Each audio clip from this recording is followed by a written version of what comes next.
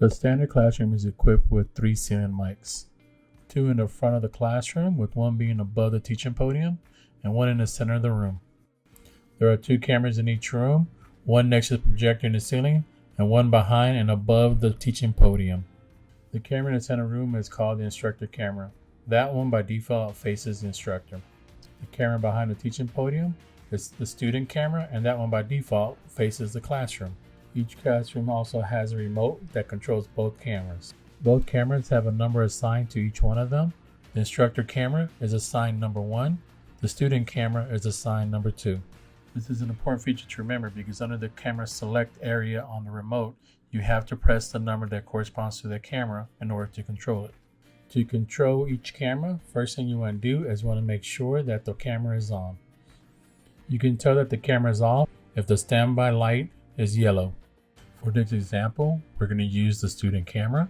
So we're going to press 2 on the camera select area on the remote, and then we're going to hit power to turn on the camera. As you can see, a blue light for power has now come on. The camera will go through its power up cycle. Once it stops, it's ready to be used.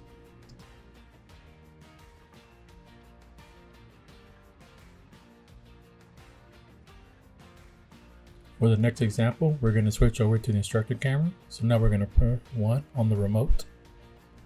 To move the camera in any direction, we're going to go ahead and press the up arrow, the down arrow, the left arrow, and the right arrow.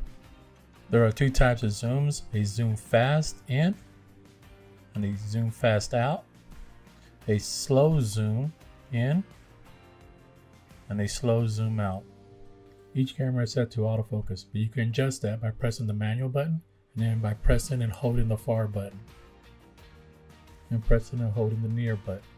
You can also go back to autofocus by pressing the auto button. You can flip the image 180 degrees by pressing the red button. Do keep in mind that when controlling either camera, they both can rotate 360 degrees.